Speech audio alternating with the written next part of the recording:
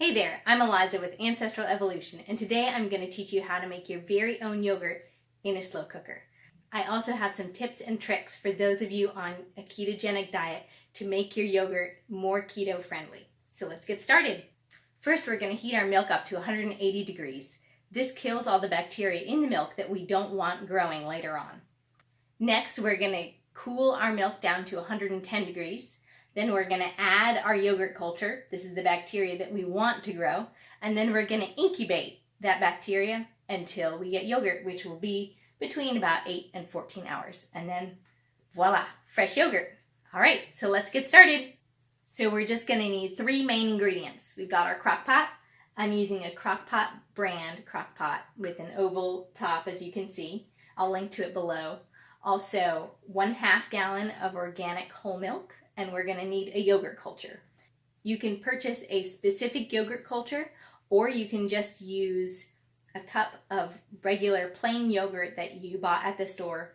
The key is you don't want to use anything that has sugar in it, or fruit, or any kind of additives. So I just took my milk out of the fridge. I'm going to put it into my slow cooker.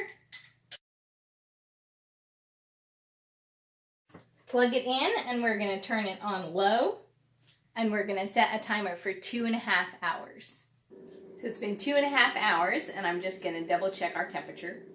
We're at 178 degrees, so close enough. So I'm just going to turn the crock pot off, and we're going to set our timer for 3 hours this time. Now, if you have a different kind of crock pot, or you're working with a different volume of milk, you probably want to double check your temperatures with your own thermometer. So we've had our milk cooling off in our slow cooker for 3 hours, and now it's time to add our culture. So here I have 1 cup of my last batch of yogurt. Last, we're going to cover our slow cooker with an old bath towel, just to kind of insulate it a little bit better. And we're just going to let this sit overnight. See you tomorrow morning. So it's been 14 hours now, and we're about to take a look at our yogurt. So for those of you who are on the ketogenic diet, you probably know that your typical yogurt has a good deal of natural sugar in the form of lactose.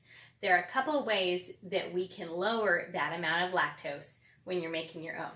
First of all, you're going to want to let your yogurt go longer. You can actually let your yogurt incubate for up to 24 hours, and that eliminates a large portion of the lactose that's in the yogurt. The second thing you can do is you can strain your yogurt to make Greek yogurt. And basically what this does is you let the whey drain out of the yogurt, and you're left with a thicker consistency yogurt. The whey is what has most of the lactose in it. And if you were to strain this yogurt right now, you could get about half of the lactose out of this yogurt. If you eat a lot of Greek yogurt, I recommend investing in a good quality yogurt strainer. I'll link below to one that I like.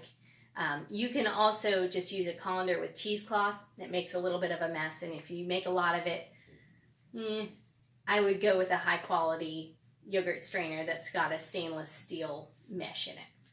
So here's our yogurt. As you can see, this is a pretty thick consistency.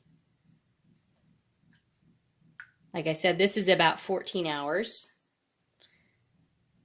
If you do decide to let it go longer, up to about 24 hours, you probably want to reserve about a cup at this stage to use for future cultures, because if you let it go for 24 hours, sometimes those batches don't do as well in terms of using it as a starter culture for your next batch.